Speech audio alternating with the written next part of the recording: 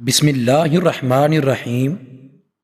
تقسیم ہند کے زمانے میں لاہور کے دو اشاعتی ادارے بہت مشہور تھے۔ پہلا درسی کتب کا کام کرتا تھا، دوسرا ادارہ اگرچہ غیر مسلموں کا تھا لیکن اس کے مالک پنڈت نول کشور قرآن پاک کی طباعت و اشاعت کیا کرتے تھے۔ نول کشور نے احترام قرآن کا جو معیار مقرر کیا تھا وہ کسی اور ادارے کو نصیب نہ ہو سکا۔ نول کشور جی نے پہلے تو پنجاب بھر سے اعلیٰ ساکھ والے حفاظ اکٹھے کیے اور ان کو زیادہ تنخواہوں پر ملازم رکھا۔ احترام قرآن کا یہ عالم تھا کہ جہاں قرآن پاک کی جلد بندی ہوتی تھی وہاں کسی شخص کو خود نول کشور جی سمیت جوتوں کے ساتھ داخل ہونے کی اجازت نہیں تھی۔ دو ایسے ملازم رکھے گئے تھے جن کا صرف اور صرف ایک ہی کام تھا کہ تمام دن ادارے کے مختلف کمروں کا چکر لگاتے رہتے۔ کہیں کوئی کاغذ کا ایسا ٹکڑا جس پر قرآنی آیت لکھی ہوتی اس کو انتہائی عزت و احترام سے اٹھا کر بوریوں میں جمع کرتے رہتے، پھر ان بوریوں کو احترام کے ساتھ زمین میں دفن کر دیا جاتا۔ وقت گزرتا رہا اور طباعت و اشاعت کا کام جاری رہا۔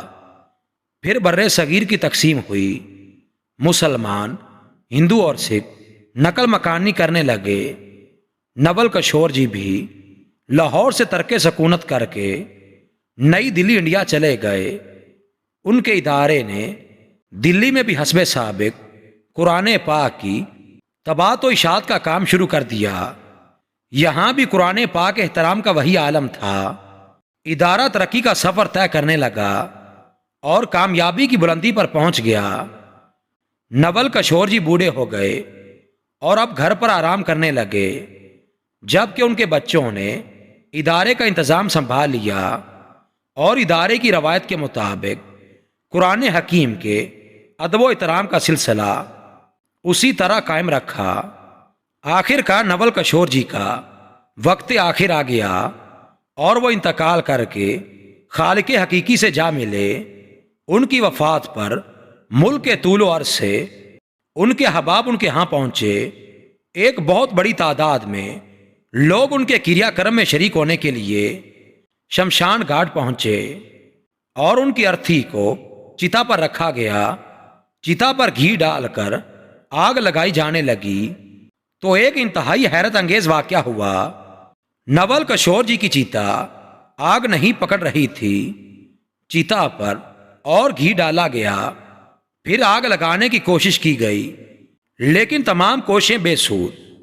یہ ایک ناممکن اور قابل یقین واقعہ تھا، پہلے کبھی ایسا نہیں ہوا تھا۔ لمحوں میں خبر پورے شہر میں پھیل گئی کہ نول کشور جی کی ارتھی کو آگ نہیں لگ رہی۔ مخلوق خدا یہ سن کر شمشان گھاٹ کی طرف امڑ آئی۔ لوگ اپنی آنکھوں سے دیکھ رہے تھے اور حیران و پریشان تھے۔ یہ خبر جب جامع مسجد دلی کے امام بخاری صاحب تک پہنچی تو وہ بھی شمشان گھاٹ پہنچے۔ نول کشور جی ان کے بہت قریبی دوست تھے اور وہ ان کے احترام قرآن کی عادت سے اچھی طرح واقف تھے۔ امام صاحب نے پنڈت جی کو مخاطب کرتے ہوئے کہا کہ آپ سب کی چتا جلانے کی کوشش کبھی کامیاب نہیں ہو پائے گی۔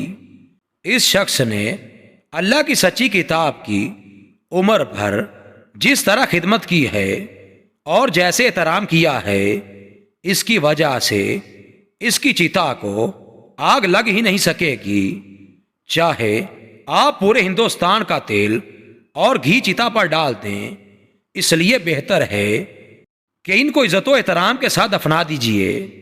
چنانچہ امام صاحب کی بات پر عمل کرتے ہوئے نول کشور جی کو شمشان گھاٹ میں دفنا دیا گیا۔ یہ تاریخ کا پہلا واقعہ تھا کہ کسی ہندو کی چتا کو آگ نہ لگنے کی وجہ سے شمشان گھاٹ میں ہی دفنا دیا گیا۔ سبحان اللہ۔